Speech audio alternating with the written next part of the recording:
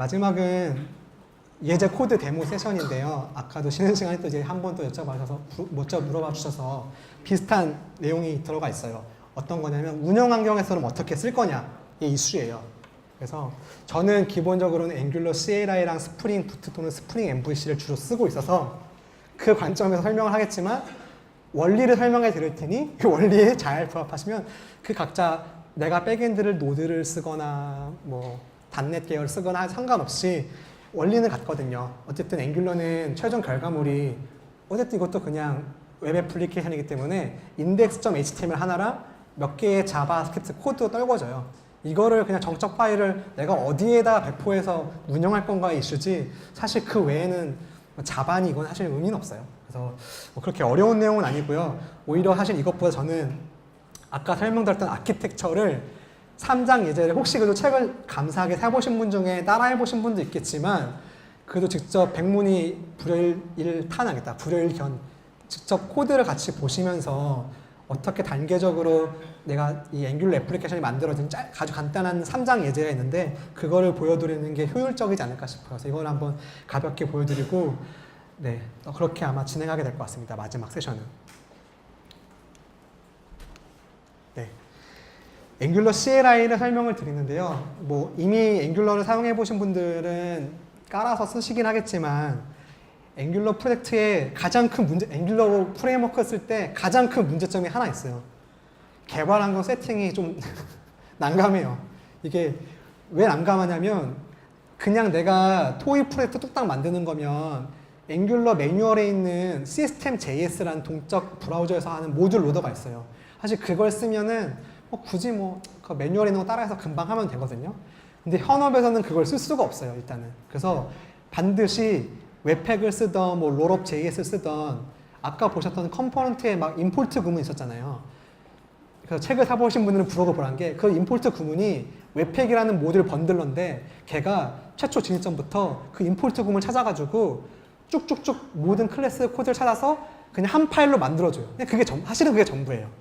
뭐 되게 어려운 게 아니라 저희가 만약에 사실 서버 쪽에서 개발한다고 하면 그런 고민이 없는 게 어차피 내가 만든 모듈, 내가 만든 패키지가 그냥 어차피 같이 하나의 예를 들면 자바 기준이라면 하나의 이제 와르 파일인데 그 하나의 웹 애플리케이션이 그 와르 파일 안에 여러 개 내가 만든 자바 클래스가 올라가기 때문에 전혀 문제가 없지만 웹 애플리케이션 특성은 반드시 스크립트 결과물로 떨궈져야 되거든요. 근데 그 모듈이 하나의 파일이에요. 사실 ES6에서. 그 모듈마다 파일을 다 올려서 그럼 내가 브라우저에서 매번 클래스마다 API 콜 해가지고 브라우저에서 API를 받아와서 API 아니죠. 브라우저에서 정적인 그 모듈을 받아올 수가 없잖아요. 그래서 그런 문제 때문에 반드시 모듈을 하나로 마르는 모듈을 번들링 한다고 하는데 그거를 반드시 거쳐야 되는데요. 그 모듈 번들러로 대표적으로 웹팩을 쓰고 있고요. 그래서 보통 여러분들이 현업에서 진짜로 앵귤러를 아무리 어드민이라 할지라도 운영 툴이라 할지라도 웹팩을 쓰게 돼 있는데 웹팩이 솔직히 또 까다로워. 이거를 설정을 간단하게 기본하기 쉬운데 이 앵귤러 타입스크립트 설정하고 오늘 설명하지 않지만 AOT 컴파일까지 적용해서 웹팩으로 많은 게 정말 어려워요. 그래서 저도 저번 회사에서 프로젝트 때는 그렇게 어떻게 겨우겨우 꾸역꾸역 하긴 했는데 또 하라고 그러면 안 할 것 같아요. 그래서 그냥 지금은 저도 앵귤러 CLI를 가볍게 쓰고 있고요. 그래서 앵귤러 CLI는 그냥 모든 것을 다 제공합니다. 앵귤러 2 개발 환경에 있어서 제일 기본적으로 프로젝트 템플릿 생성부터 시작해서 로컬에서 개발 서버 띄워주는 거, 테스트 케이스 실행하는 거, 또 뭐가 있을까요? 또 프락시로 걸어가지고 다른 거 API 호출까지 다 모든 걸 제공을 다 해줘요. 그래서 앵귤러 CLI 설치하시면 그냥 앵귤러 프레임워크 개발하는데 문제가 없고 그리고 아까 봤던 뭐 컴포넌트니 디렉티브니 파이프니 기본 약간 템플릿 띄고 있거든요. 코드를. 그 기본 템플릿 코드까지 만들어 주거든요. 그래서 앵귤러 CLI 사실 안 쓸 이유는 없어요. 제가 봤을 때. 안 쓸 이유는 없고요. 다만 이게 최근 아까 어떤 그 4월 달에 그 1년마다 한 번씩 앵귤러 컨퍼런스가 있어요. 그건 사실 뭐 앵귤러 2만을 위한 것이 아니라 앵귤러 쓰는 사람들의 컨퍼런스인데 거기서 이제 그 브래드 그린이라는 사람이 여러 가지 이야기하면서 앵귤러 CLI는 우리는 쓰진 않아. 그렇게 얘기하더라고요. 구글에서는 안 쓴대요, 사실. 안 쓰고 그리고 구글에서 관련 오픈소스도 아니긴 해요. 하지만 문제 전혀 쓰는데 문제 없고요. 구글은 향후에 지금 바젤이라고 해서 이거 바젤 표현이 이게 제가 영어 발음이 잘 좋진 않아서 뭔지 모르겠지만 구글이 작년인가 하여튼 또 오픈 소스로 공개한 자사에서 쓰는 이제 폴리글랏이라고 할까요? 언어에 상관없이 빌드하는 걸 그 오픈 소스화 했어요. 이게 아마 C, C++, 뭐 파이썬, 자바 다 빌드할 수 있거든요. 얘네는 이걸 쓴대요, 사실. 바젤에 이 클로저라고 해서 이 클로저가 자바스크립트 클로저도 아니고 여러분들 하는 클로저 랭귀지의 클로저도 아니고 구글에서 마찬가지로 또 오픈 소스화 한 건데 자바스크립트를 옵티마이징하는 그런 거라고 알고 있어요. 저도 사실 잘 모르고요. 이거 지금 타이프 같은데 10월에 아닌가요? 그래서 이 클로저라는 걸 두 개를 조합을 해서 바젤로 빌드하고, 그러니까 앵귤러 CLI로 먼저 앵귤러를 먼저 컴파일 한번 하고 그거를 바젤로 빌드할 때 클로저를 옵티마이즈까지 해서 쓴다고 하더라고요. 구글에서는. 그러니까 실제로 앵귤러 CLI 쓰진 않아요. 그러나 물론 이제 저희가 구글은 아니잖아요. 그렇다고 해서 구글은 아니기 때문에 여러분들이 앵귤러 CLI를 쓰는데 전혀 문제가 없고요. 현업에서 제가 봤을 때. 그리고 물론 이제 운영 환경에 정말 저는 개인적으로 추천을 드리는 게 앵귤러가 만능은 아니라고 생각을 해요. 이게 뭐 저도 뭐 책을 쓰고 책을 열심히 세일즈해야 되는 또 이제 또 저자의 한 사람이긴 하지만 적재적소에 맞는 기술이 필요한데 제가 생각했을 때 프론트 쪽에서 빠른 응답성이 더 필요하거나 뷰의 전환이 필요하거나 간단하다. 저는 그런 뷰를 택하겠어요. 지금 시점에서. 근데 뭔가 엔터프라이즈급의 막 퍼포먼스가 막 초당 동접자가 막 몇십만 명이 들어올 것도 아니고 사실 뭐 엔터프라이즈에서 그럴 일 없잖아요. 뭐 사실 그런 게 아닌 이상은 엔터프라이즈급의 큰 애플리케이션을 구성할 때 옛날 같으면 데스크탑 UI 많이 썼는데 요즘은 시대가 시대다 보니 이제 웹 기반으로 개발을 많이 하는데 그때 앵귤러는 좋은 선택이 될 것 같다. 사실 제 생각은 그 정도고요. 그래서 저도 운영 도구에 많이 쓰고 개인적으로 프로젝트를 하거나 뭐 아는 분들 뭐 도와드리거나 할 때 그런 웹앱이나 그런 것들 다 앵귤러로 만들어 드리긴 해요.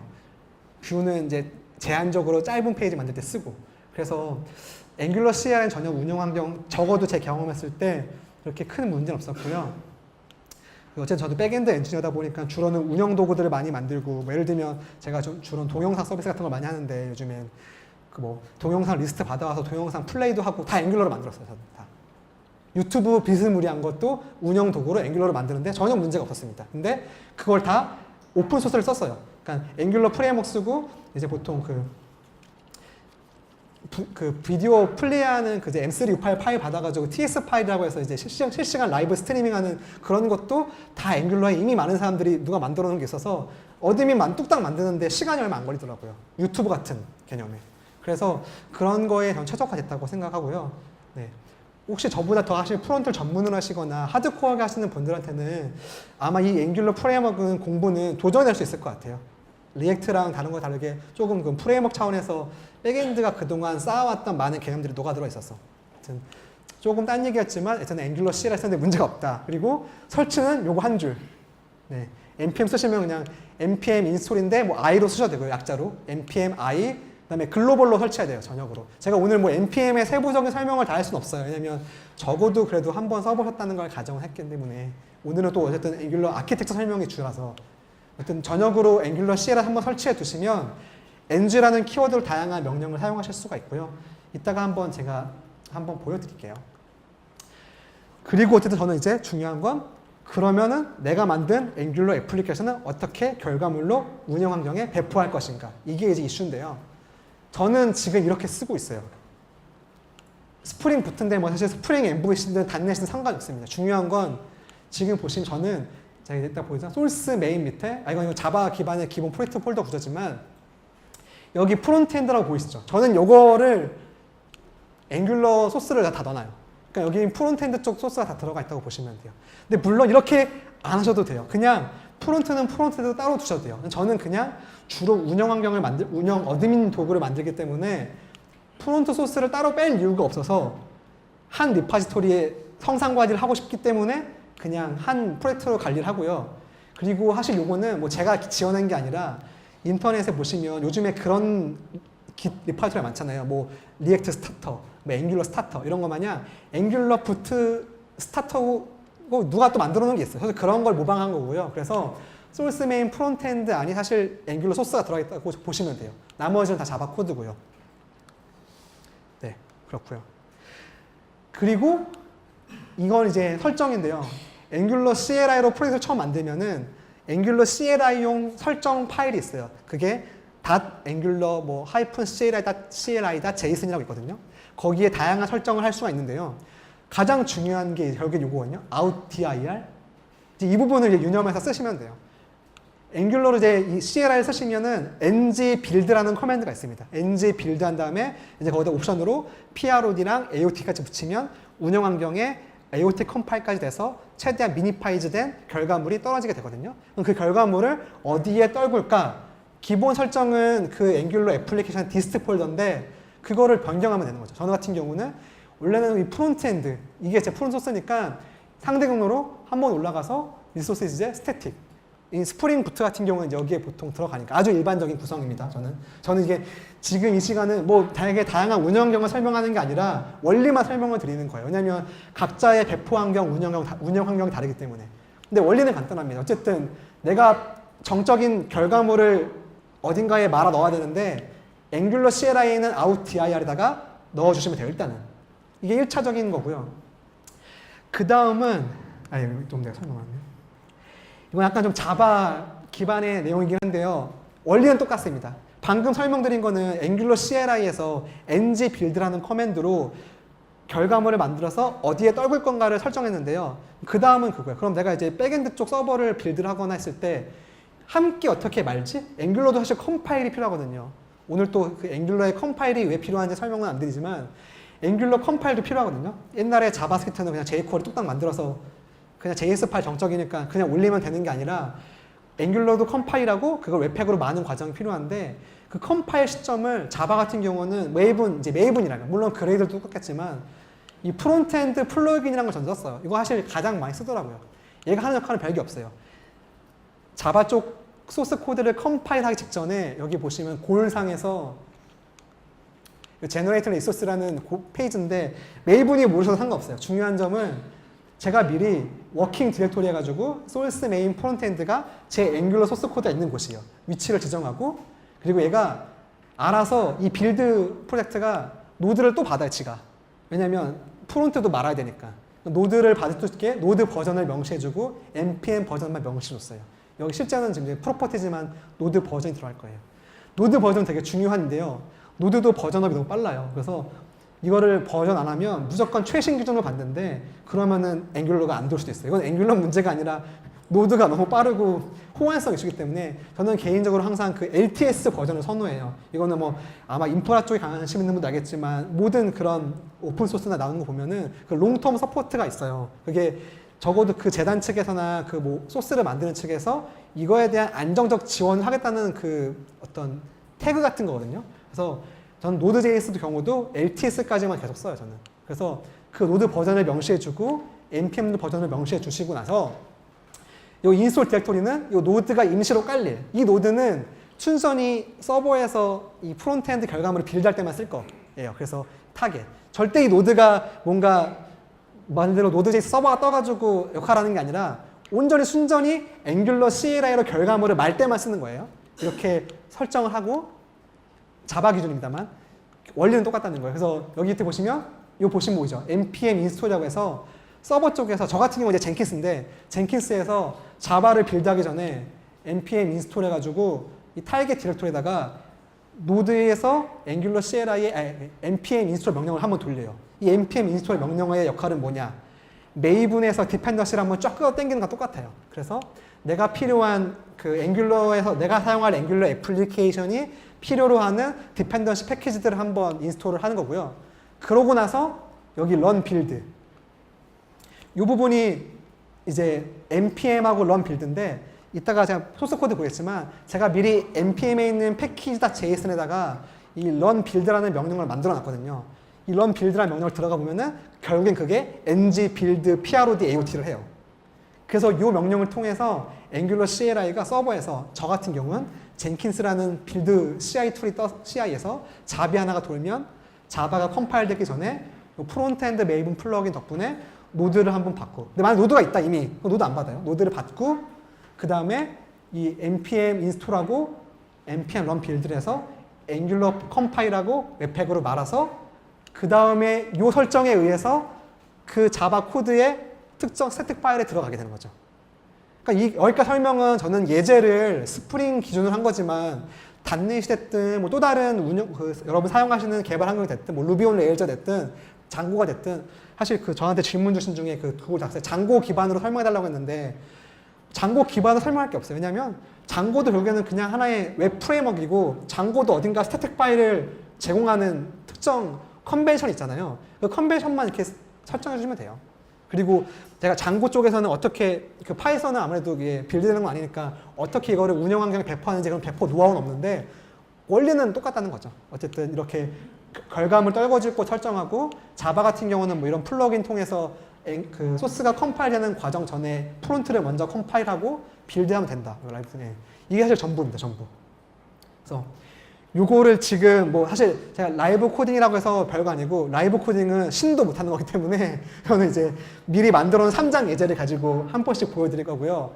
다만 이제 이 스프링 부트 기반으로 어떻게 되는지만 지금 한번 보여드릴 거예요. 그리고 한 가지 이슈가 제가 이제 처음에 강의 스케줄에 엔진엑스 얘기도 잠깐 했는데 저 같은 경우는 운영 환경에서 엔진엑스의 gzip 옵션을 키고 해요. 뭐 어려운 거 아니니까 또 운영 환경이 어드민이니까. 왜냐하면 앵귤러 CLI 결과물 중에 단점이 하나 또 있어요. 미리 이렇게 단점 말씀드리지만 다 압축된 결과물이 아무리 압축되고 난독화하고 해도 그래도 용량이 많아요. 그래도 용량이 많고 저는 그래서 그걸 압축 옵션을 켜서 엔진엑스에 배포를 하면은 그러면은 속도가 훨씬 빨라지더라고요. 만약에 그것도 안 하고 또 빌드도 프로덕션 안 하잖아요.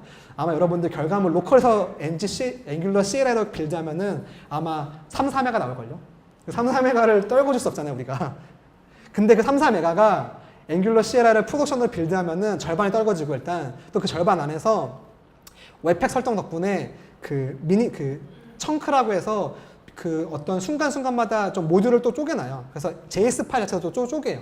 쪼개고 거기에 이제 gzip 옵션까지 붙이면 아마 초기에 뜨는 때 로딩 속도가 뭐 몇십 미리 세컨드 뭐 받아오고 할 때 저는 로컬 기준이었지만 운영 환경에도 뭐 1초 안쪽에 다 들어오긴 해요. 1초 안쪽 몇백 미리 세컨드는 될 거야 아마. 그래서 이런 거는 사실은 정말 하드코어하게 정말 사용자의 응답 속도가 그것같이 필요하다. 그때는 정말 최적화가 필요한데요. 지금 앵귤러 팀이 앵귤러 지금 4잖아요. 지금 5가 나왔지만 앵귤러 2에서 4로 넘어갈 때 정말 미친듯이 노력해가지고 그나마 결과물을 많이 줄인 거예요. 원래 2 했을 때는 정말 더 사이트 엄청 컸거든요. 그래서 앵귤러 4의 비공식 명칭이 인비저블 하여튼 보이지 않는 뭐였어요. 그래가지고 사용자 눈에 봤을 때 앵귤러 2랑 4랑 차이점 없습니다. 그러니까 여러분들 전혀 버전 신경 쓰지 않아도 되고요. 제 책도 써도 상관없고요. 앵귤러 4, 5 상관없고요. 내부적으로 최적화가 많이 되고 있고 좀 계속 진행 중에 있어요. 그래서 아마 결과물이 떨궈질 걸로 더 작아질 걸로 알고 있고 사실 이제 그런 걸 보완하기 위해서 이제 웹팩으로 레이지 모듈 같은 걸 쓰고 아까 제가 말한 gzip 옵션까지 키고 하면은 뭐 쓸만하다 이런 거고요. 이거를 이제 한번 쉽지 않은데 한번 이제 같이 한번 보여드리도록 하겠습니다. 그래서 이거는 좀 잠깐 내려놓고 필요할 때 잠깐 말만 할게요. 그래서 일단은 제가 이거 화면을 이때만 이제 헷갈려서 미러링을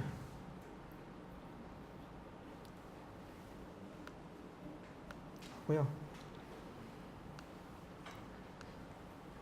네, 보시면 알겠지만 없습니다. 이제 양게 없기 때문에 이제 코드로만 설명해야 되는 매우 부담되는 시간이라서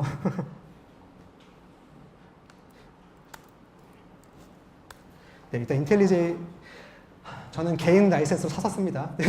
절대 불법 어둠 이런 것도 없지만 아이디 뭐 쓰냐 많이 물어보는데 사실은 VS 코드를 잘 안 써요. 사실은 쓰긴 쓰는데 간단하게 뭐 어디 데모하거나 발표할 땐 쓰긴 하는데 역시 아이디는 제 브레인이 약간 좀 강자인 것 같아요. 이걸 쓰면 너무 좋아서 저는 이걸 쓰고 있고요. 알고 있지만 웹스톰을 쓰고 있으면 아마 똑같아요. 웹스톰도 마찬가지입니다. 그래서 일단은 최신 버전이긴 한데요. 아까 보여줬던 걸 한번 천천히 설명을 드릴게요. 아마 코드는 전체 확장하면 되는데 잘 보이시죠? 이 폴더 스트럭처가. 네. 일단은 아까 제가 미리 장표에서 보여드렸던 것처럼 이 프론트엔드 쪽 여기가 지금 딱 앵귤러 CLI로 최초 프로젝트를 만들었을 때랑 거의 동일한 세팅이라고 보시면 돼요. 그래서 이 프론트엔드에 미리 만들어 놨고요. 사실 이거를 어떤 식으로 저는 했냐면 예를 들면 자바다. 자바로 스프링 프로젝트 하나 만들고 나서 사실 이미 ng 버전하면 저는 이미 깔려 있어요. 앵귤러 버전이 깔려 있고요. 글로벌 환경이 깔려 있고 저는 지금 노드 6.9.5인데 여기서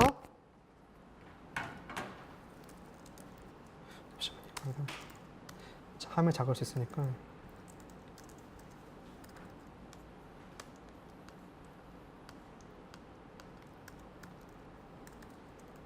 ng-new하고 아마 dir 명령 이렇게 기본적으로 ng-new 한 다음에 이 애플리케이션의 이름인데요. 뭐 사실 뭘 써도 상관없습니다. 뭐 저는 뭐 스프링 뭐 부트 앱은 앱 이름일 뿐이고 실제 이거 최초의 스켈레톤 폴더를 어디 만들 거냐 이런 명령이에요. 그래서 아까 같은 경우는 저는 이제 뭐 소스 메인 프론트 엔드 뭐 이런 식으로 해서 이제 실행을 하시면 여기 한번 지금 이미 있으니까 to로 해서 하면은 알아서 앵귤러 CLI가 쭉 기본 최초 템플릿을 만들어요. 만약 여러분이 CLI 안 쓰시면 이거 관련 설정을 다 하셔야 되는 거죠. 웹팩도 설정이 이미 다 돼 있고. 그래서 여기 보시면 밑에 지금 아래는 좀 안 보시는데 같은데 installing packages for tooling via npm이라고 해서 한번 받고 최초의 이 앵귤러 CLI가 만들어놓은 스켈레톤 프로젝트에서 필요로 하는 패키지를 설치하게 됩니다. 지금. 그래서 좀 한 1분 정도 걸리고요. 제가 그 책에서 다 못 써서 저는 개인적으로 얀을 선호하긴 하는데 요즘에는 npm 버전 4.0인가 5.0 쓰면 빠르더라고요. npm도. npm3는 그 노드만 깔고는 도저히 못 쓰겠는데 어쨌든 한 1분 정도 걸리는데 저분이 관계자분이 제공해 주신 API API나 와이파이여가지고 조금 느리긴 한데 아마 여러분들 일반적인 네트워크망에서 와이파이가 집에서 편한 네트워크망에서 잘 될 거예요. 빠르게 한 1분 안쪽으로. 그러면 생성이 됐고요. 그래서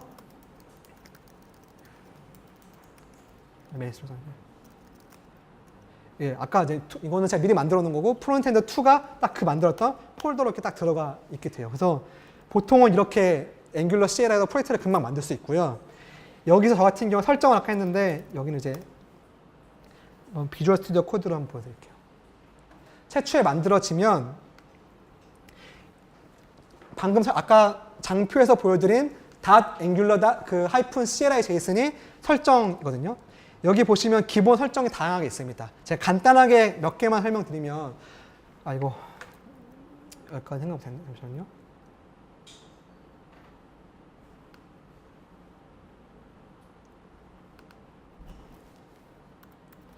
네, 아까 앱 이름은 딱 그렇게 네임 들어간 거고 요 바로 여기입니다. 여기.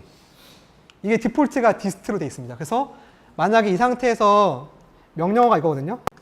그냥 ng 빌드 하면은 개발 환경 기준으로 빌드가 돼요.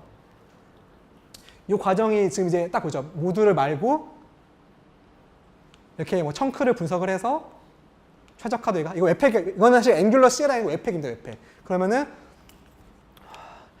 정말 좋아졌. 그나마 이거 많이 좋아. 이거 1.89메가 정말 세상이 좋아진 겁니다. 제가 베타였을 때는 이거 3, 4메가였어요. 베타 알셨을 때. 근데 지금 이것도 근데 일단은 기준은 뭐지? 네, AOT도 안 하고 운영 환경 설정 안 한 거고요. 물론 여기 보면 이거 프론트 하시는 거 알겠지만 이 맵 파일 나중에 뺄 수도 있어요. 맵 파일은 뭐 모르시는 분들은 신경 안 쓰셔도 되고요. 어쨌든 이렇게 빌드 되는데 이 빌드 결과물이 지금은 이 설정이기 때문에 여기 디스트 보이시죠? 여기에 이렇게 말리게 됩니다. 이렇게 밴드 이렇게 이런 식으로. 이게 기본 설정이고요. 그래서 난 이게 싫어서 저희는 이제 실제 운영 환경에서는 여기다가 여러분들의 실제 이 앵귤러 정적 스태틱 결과물을 놓을 곳을 지정해 주시면 됩니다. 이게 중요한 거고요. 그러고 나서 아까 저 같은 경우는 자바 메이브 썼는데 package.json이라는 거에 이제 보시면 제가 시간 제약상 package.json이 뭔지 설명을 다 드릴 수는 없습니다. 이건 좀 프론트를 그래도 조금 해보겠다는 가정을 한 건데 모두에 설명됐던 것처럼 제일 처음 시간에 자바로 치면 form.xml로 이해하시면 됩니다. 자바로 치면 form.xml에 아주 유사하다고 볼 수 있는 게 이 package.json이고요. 이 파일 안에 보시면 제가 아까 바로 이전 세션에 설명드렸던 패키지들이 이 디펜던시즈 안에 딱 들어가 있죠, 이미. 이게 기본으로 들어가는 것들이거든요. 물론 요 중에 이 라우터, 폼, HTTP 지금 당장 요 애플리케이션 최초 돌릴 때 필요 없습니다. 하지만 기본으로 앵귤러 CLI가 좀 넣어준 거고요. 그리고 앵귤러는 코어 JS라고 하는 ES6, ES7을 위한 그 폴리필을 기본으로 가져가고 있어요. 그래서 필수로 들어가고요. RxJS도 앵귤러가 필수로 사용하는 패키지이기 때문에 들어가고요.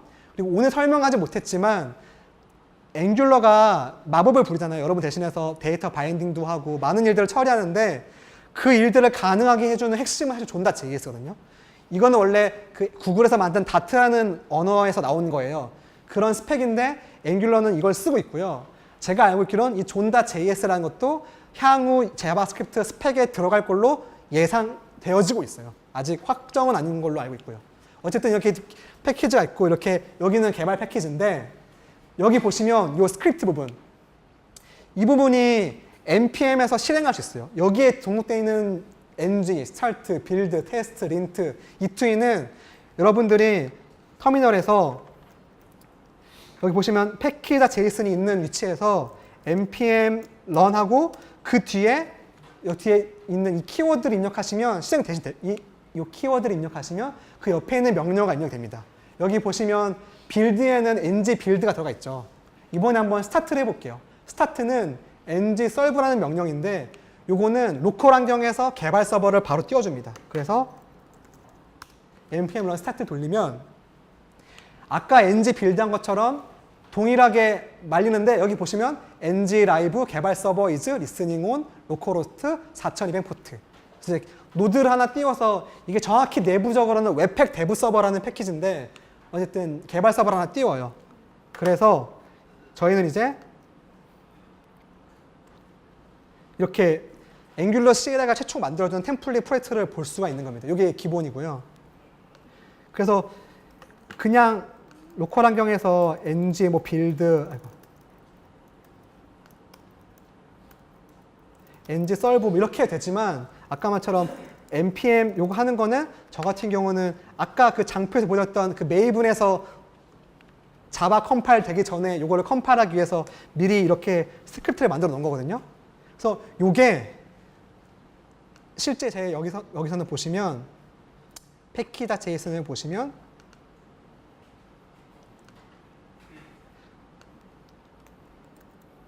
이거 환경이 좀 작긴 한데 제가 따로 만들어 놨어요. 빌드 콜론 데브 이건 제가 만들어 놓은 스크립트인데 보시면 이거거든요. 스타트 프록시 다 제가 만들어 놓은 건데 하는 역할은 빌드는 ng 빌드 prod 이게 실제 이 명령어가 진짜 최종 운영 환경 결과물을 떨굴 거고요.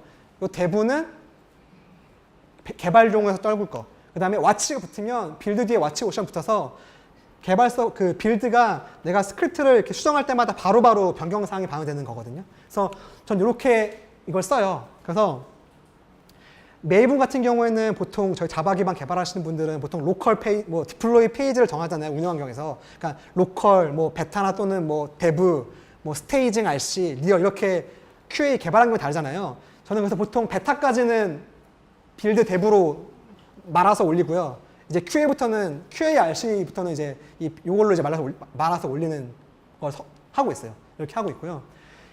인텔리제이나 웹스톰을 쓰신다면 이거 뭐 약장수 같지만 물론 커뮤니티 베이스 써도 돼요. 여기 package.json에 오른쪽 버튼 누르시면 show npm 스크립트가 있어요. 이 명령이. 이건 조금 아이디에 국한된 얘기지만 그럼 이렇게 편하게 아까 제가 미리 등록해 놓은 명령어들을 바로바로 그냥 클릭해서 실행할 수 있거든요. 저는 이제 이렇게 해서 개발을 하는데 이렇게 해놓고 이제 스프링부터 그럼 이제 이렇게 하면 되겠죠. ng 빌드 데브로 개발 환경과 이제 제 로컬에서 개발 걸 하나 말겠습니다. 일단 이걸 실행시켰어요. 그럼 이제 이게 일단 돌 거고요. 인덱스. 좀 시간이 좀 걸리는데 요게 요 빌드 데브라는 명령이 실행이 되면 아까 보시는 것처럼 지금 리소시즈 밑에 아무것도 없는데 여기에 스태틱 폴드가 생기고 여기에 그 JS 파일 떨궈질 거예요. 근데 지금 아이디가 매우 바쁜 상태로 그렇진 않은데요. 일단 이게 두 개라서 그런 거 지워야겠다.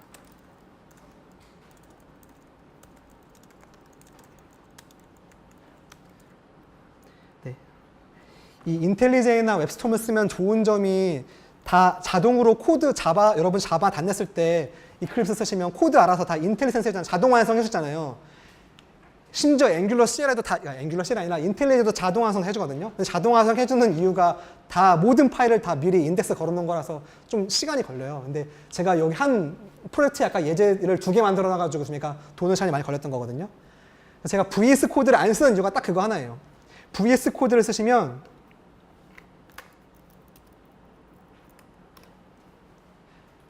비주얼 스튜디오 코드입니다. 책에서는 이걸 설명했는데 이거는 자동 완성이 안 돼요. 그래서 제가 코드를 다 알고 있어야 쓰기가 좀 편해요. 제 맥이 3년 전 맥이라 반응이 느리네요. 그 사이에. 어쨌든 VS 코드를 쓰면 자동 완성이 안 되니까 좀 귀찮더라고요. 그래서 저는 VS 코드를 사실 실제 현업에서는 안 쓰고요. 뭐 개인 건 돈 주고 샀었는데 이렇게 지금 보시면 제가 요기에서 이렇게 빌드했고요. 빌드한 결과물이 보이시나요? 이렇게 스태틱에 이렇게 말려 있죠. 그럼 이 상태에서는 제 서버 코드를 서버 쪽을 이제 실행시키면 돼요. 그러면은 동작을 정상적으로 하겠죠. 지금 아마 들어가 있는 게 아마 서버 쪽도 코드가 없어서 있을 텐데 아까 좀 오시면서 가볍게 해서 그냥 지금은 아무것도 없는 상황이고요. 그냥 오시면서 혹시 투두 아주 기본적 정말 기능 없는 거 그냥 보여만 드리려고 만들어 놓고 그냥 기본 스프링부트 기본 예제고요. 다 돌았으면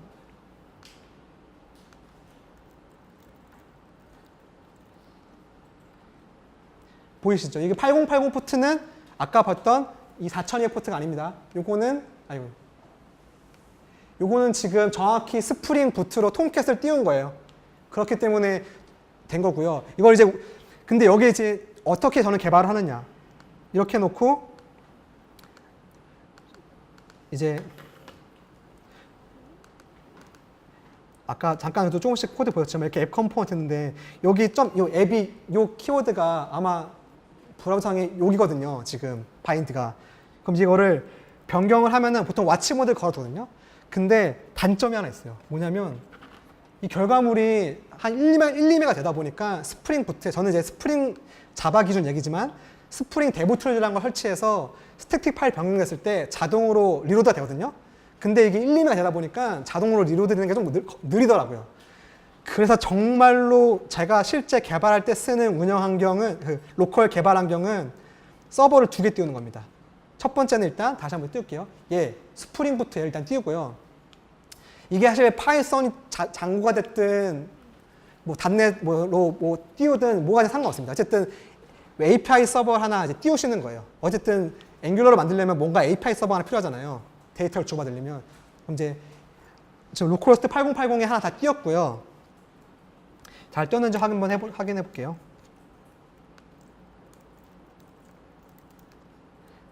제가 아무것도 뭐 이거 지금 메모리 상에서만 그냥 투두 리스트 넣어놓은 거라서 지금 개수를 조회하면 아무것도 안 넣어 잘 떴거든요. API는. 그럼 이제 여기 npm에 제가 스타트 프록시라고 제가 따로 하나 만들어 놓은 또 명령이 있거든요. 이게 뭐냐면 패키지.json 보시면 여기 좀 줄일게요. ng-serve 이 ng-serve가 자동으로 노드 쪽 개발 서버로 띄워주는 로컬에서 내가 이 앵귤러만 프론트 쪽만 쓰기 위해서 로컬 개발 서버를 띄우는데 근데 저희 API는 8080 포트잖아요.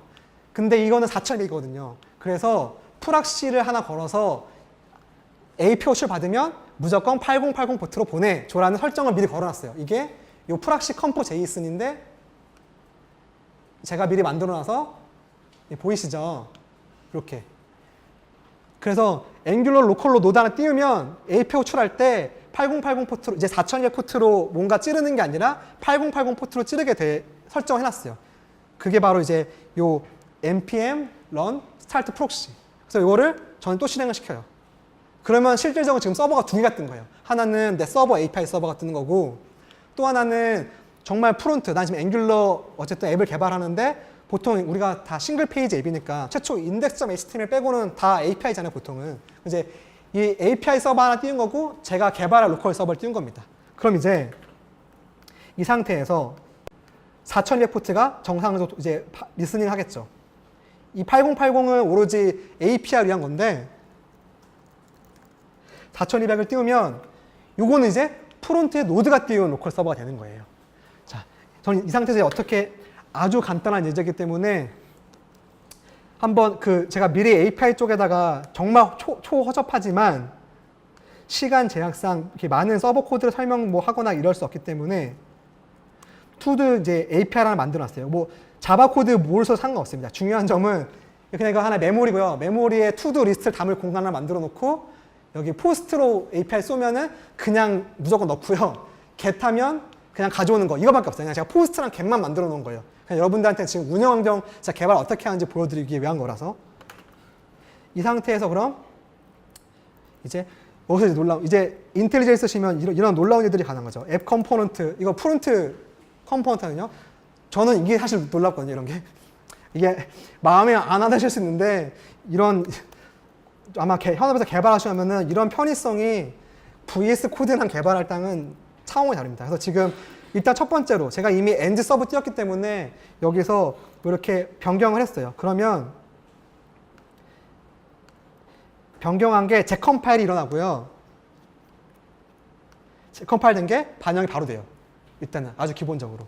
이 상태에서 이제 아주 간단한 API를 바로 호출하는 것만 해보겠습니다. 그러면 지금 보시면 아까 잠깐 설명드렸지만 HTTP 기능을 쓰려면 여기 보시면 소스 앱 밑에 앱 모듈 모든 앵귤러 애플리케이션이 반드시 하나 가져야 되는 앱 모듈에다가 임포트로 저는 개인적으로 되게 놀라운 건데 이 HTTP 앱만 쳐도 이게 여러분 이거 웃으시는데 이거 안 되는 겁니다. VS 코드에서 안 되는 거고 이거 프론트 개발하는데 이런 생산성을 저는 이건 정말 대단한 거라고 보고요. 제가 절대 젯브레인을 찬양하는 건 아니지만 물론 사실 다 인덱스 걸어서 그런데 어쨌든 이게 약간 프론트 코드 쓸 때 다 이게 가능한 이유가 딱 두 가지예요. 첫 번째, 이 젯브레인이 모든 소스 코드를 다 인덱스 걸어서 들고 있기 때문에 가능한 거고 두 번째는 타입스크립트 쓰기 때문에 그런 거예요. 만약에 자바스크립트면 이거 절대 오토 인텔리전스가 안 됩니다. 그러니까 앵귤러에서 타입스크립트 쓰는 이유가 이런 개발 생산성과 오류를 줄이기 위한 거거든요. 그래서 HTTP 모듈을 임포트를 하고요. 저장을 하니까 지금 밑에 보이시지만 얘가 알아서 계속 또 막 변경사항을 보고 바로바로 빌드를 하죠. 전혀 느리지 않습니다. 이 상태에서 이 HTTP 모듈이 있기 때문에 이 모듈에는 이미 HTTP API를 호출해주는 서비스가 있어요. 앵귤을 제공해주는 거. 그래서 이게 확장해서 안 되는데요. 잠시만요. 그래서 생성자도 하나 만들고 여기다가 타입스크립트 문법이긴 하지만 제가 프라이빗으로 하나 억세서를 걸고 HTTP 이름을 주고 이것도 자랑하기 위해서 H만 걸면 이렇게 하나 나오죠. HTTP 요게 앵귤러가 제공해주는 HTTP API예요. 이걸 하나 걸면은 또 놀라운 게 있었는데 뭘 올릴래? 그러면 전 앵귤러의 HTTP거든요. 이걸 누르는 순간 이건 거의 기적 아닌가요? 이거 VS 코드라면 다 진짜 혼자 하셔야 되고요. 네. 하여튼 이렇게 되죠. 그러고 나서 이제 여기까지가 우리 아까 배웠던 이 HTTP라는 서비스를 디펜던트 인젝션 주입받은 거예요. 저희가 절대 이런 식으로 코드를 짜지 않고 이런 식으로 짜는 게 아니라 왜냐하면 이미 HTTP 클래스도 보시면 생성자 안에 다른 거를 의존하고 있어요. 이런 걸 내가 다 신경 쓰면서 개발을 못해요. 그래서 DI를 쓰는 거죠. 그래서 어쨌든 앵귤러가 제공해주는 기능으로 인젝션을 받고 나서 한번 이렇게 해볼게요. 라이프 사이클로 임플리먼트 또 놀라운 겁니다. 자, 제가 설명드렸죠. 온 이닛 인터페이스, 라이프 사이클 후킹. 이것도 보시면 이렇게 뭐가 뜨죠. 자동으로 뭘 임포트 해야 될지 알아서 임포트 해줘요. 그래서 최초 앵귤러 이 컴포넌트, 앱 컴포넌트 뜰 때 쓸 온 이닛 인터페이스를 구현을 하고요. 이걸 지금 구현하니까 여기 빨간 줄 보이시나요? 이것도 보시면 앱 컴포넌트가 부적절하게 인터페이스인 온 이닛을 구현하고 있다. 그러니까 지금 저희가 구현체가 없으니까 이거 자바스크립트로 코드할 때 이런 경험을 절대 할 수가 없고 나중에 에러가 나겠죠. 문제가 많기 때문에. 이거 지금 아주 짧은 예제지만 코드 베이스가 많으면 아주 문제 있을 수 있거든요. 이 상황에서 그럼 저는 이제 또 놀라운 인텔리제이 기능을 사용해서 임플리먼트 메서드를 하면 알아서 얘가 뭘 구현될지 또 제공해주죠. 그리고 이제 이 ng-on-init 이 안에선 드디어 이 ASP 객체가 앵귤러가 꽂아서 놓는 상태가 된 거예요. 이걸 보장을 받으세요. 이 행성자 안에서는 이걸 보장할 수 없고요. 그럼 이제 이때 dis.http 한 다음에 역시 보시나요? 이 자동화 해석 제가 너무 계속 이제 약간 약파하는 것 같아서 좀 그런데 네, 혹시 일하시는 분들 당연히 회사에서 지원해도 혹시라도 지원 안 해주면 사달라고 하시고요. 네, 그래서 아까 그 일단 get을 먼저 해볼게요. 리스트 아무도 없겠지만 그러면서 제가 지금 API API 투도네요. 아까 이미 프록시 걸렸기 때문에 제가 API 정말 간단한 거지만 to-do through 하면은 get으로 땡겨올 거예요. 그리고 오늘 설명하지 않지만 이게 RxJS로 나오기 때문에 subscribe를 해야 반드시 데이터가 이 API에 실행이 됩니다. 그래서 여기 이제 이건 조금 급한 건 아니기 때문에 JSON으로 변경을 하고요. 그 다음에 그냥 일단은 지금 한번 얼럿을 띄워볼게요. 무식하지만 네. 그리고 이렇게 하는데 이 맵 할 때 여기 빨간 줄 있는데 이런 이유는 뭐냐? 타입스크립트는 타입 정보 필요하기 때문에 이런 게 아직은 좀 아쉬운 점이긴 해요. 타입스크립트에게 그 타입 정보를 힌트를 줘야 돼요. 왜냐면 이런 게 다 자동 완성을 위한 거기 때문에.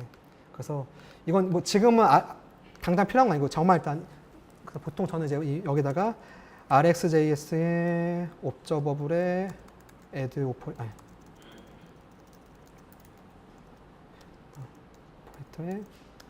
제가 뭐 맵이라는 연산자 썼기 때문에 여기다 한번 선언을 해줘야 그럼 이렇게 빨간 줄 사라지거든요. 이게 그래야 이 맵이 도대체 누구의 맵이냐. 자바스크립트 맵이 있으니까 이렇게 한번 선언해 준 거고요. 그래서 이렇게 선언이 되면 뭐 빠진 게 괄호가 너무 많아서 아닌가요? 얼럿 하고 subscribe고 한번 보겠습니다. 이렇게 해주고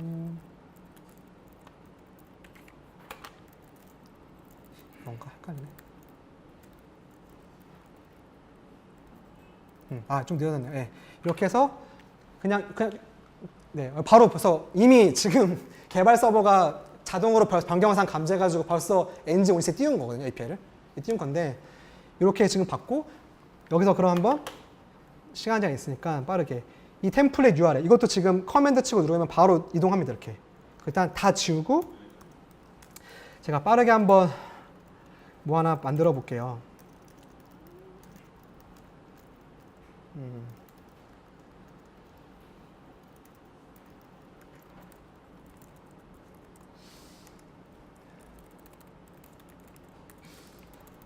그냥 투두로 바로 입력할 수 있도록.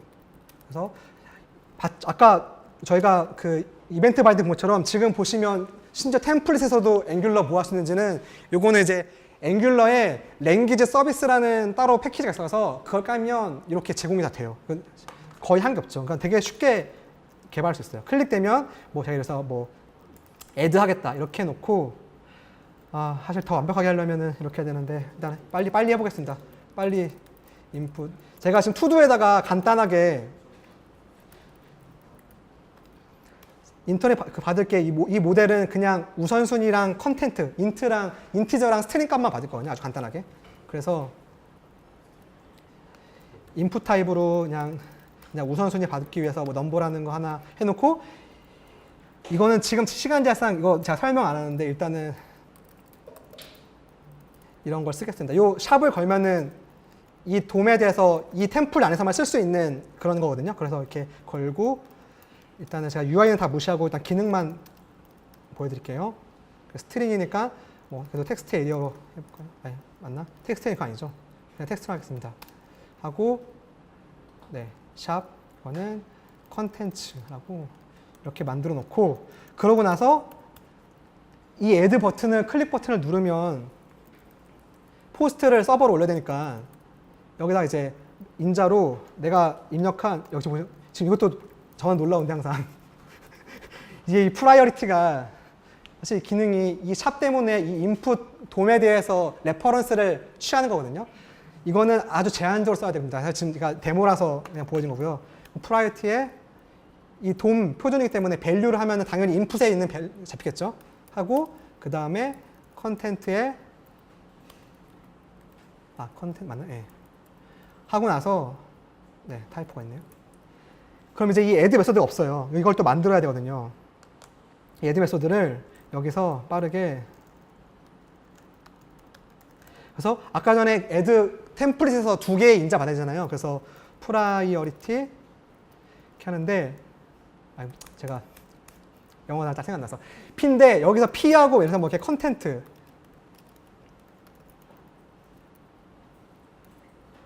생각나네 진짜. 이렇게 해도 되는데 타입스크립트니까 이렇게 해도 돼요 사실. 타입스크립트는 뒤에 타입 있거든요. 스트링 이런 식으로 정해져. 그래서 바로 이제 올릴 거니까 this.htp post 이제 서버니까 이제 API로 넘겨야 되니까 포스트로 해서 API의 toDo스에 하고 혹시 결과물을 일단 받게끔 해놨기 때문에 리절트를 일단은 JSON으로 변경을 한 다음에 subscribe를 할 때 갖고 온 이제 뭐 여기는 뭐 데이터 하겠습니다. 여기도 alert을 해서 JSON 스트링 파일에서 일단은 보겠다. 하면 조금 이게 포스트한테 하나 빠졌네요. 예. 포스트니까 당연히 데이터를 넣는 되죠. 그래서 이렇게 여기다가 지금 아주 프라이어리티를 알아야 되겠습니다. 제가 빨리 하려니까 아무것도 생각이 안 나네요. 프라이어리티 한 다음에 P 넣고 컨텐트 한 다음에 이렇게 해서 이 바디로 데이터를 넘기겠죠. 그럼 이미 또 벌써 앵귤러 로컬은 벌써 또 변경이 됐어요. 그럼 이제 프라이어리티 걸고 잠시만요.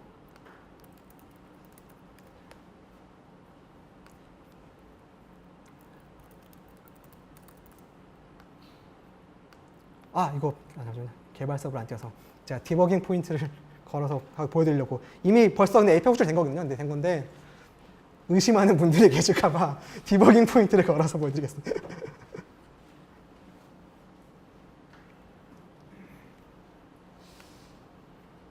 잘 놀랐나?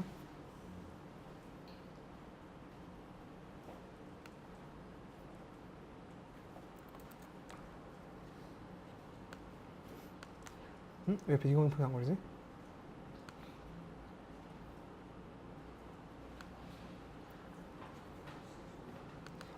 디버깅 아니었네요. 안 떴었네요. 디버깅을 써야 되는데.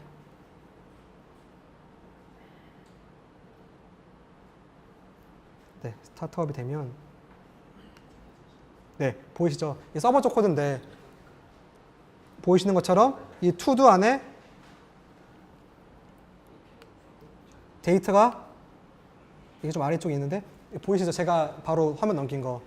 예, 이런 식으로 바로바로 정말 제가 정말 시간 제약상 그 예제를 타다다다 해서 라이브 코딩을 보여주면 좋겠지만 시간이 뭐 많지 않기 때문에 이런 식으로 보여주는 건데 저는 이런 식으로 개발을 해서 로컬 하나 띄우고 하면은 정말 속도 거의 느리지 않게 바로바로 되니까 제가 프론트 쪽에 쭉쭉쭉 만든 거 API 저는 이제 스프링 부트도 지금 개발 환경을 떠있기 때문에 만약 여기서 혹시 이럴 수 있거든요. 이제 다 만들어서 만약에 add 한 다음에 뭐 할까요? 투두에다가 이렇게 프라이어티를 임의로 뭐 올린 다음에 이렇게 저장하면 이거 당연히 이제 이것도 지금 개발 서버라서 서버 코드도 자동으로 이루어되거든요. 하여튼 강조점은 그겁니다. 너무 쉽게 개발할 수 있어요. 저는 그렇게 개발하고 있고 앵귤러에서 굳이 두 개를 띄우는 것도 하나만 띄워도 되긴 하는데 조금 더 빠르게 응답 속도와 내가 편하게 바로바로 개발한 것들이 푸푸 보이고 이렇게 하려면 저는 개인적으로 프락시를 걸어서 그게 뭐 자바 스프링으로 톰캣을 띄우든 뭐 파이썬으로 장고를 띄우든 뭘 띄우든 상관없이 API 서버를 하나 띄우시고 그 API 서버의 포트에다가 저희 이 로컬 패키지 JSON에 선언했던 이런 식의 프락시 컴프로 이것만 잘 걸어 두시면 로컬로 띄운 걸 바로 개발을 두 개 동시에 할 수 있는 거죠. 네, 이렇게 됐고요. 제가 결국에는 시간을 아무리 빨리 해도 했지만 3장을 못했는데 한번 그렇게만 보여드릴게요. 지금 아직 그래도 공식적으로는 질의응답 시간이 좀 지나겠지만 제가 한 7분 정도만 더 사용해서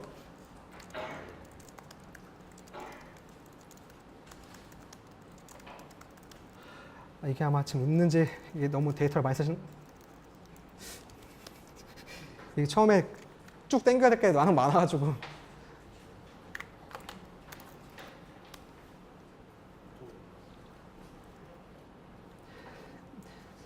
제 책을 굳이 사지 않으셔도 사면 너무 감사한데 꼭 깃허브에서 소스는 받아보세요. 받아보셔서 왜 제가 소스를 자꾸 받아보라 얘기하냐. 아, 이게 너무 해상도가 작아서 정말 안습이네요. 어떻게 안 들어가나?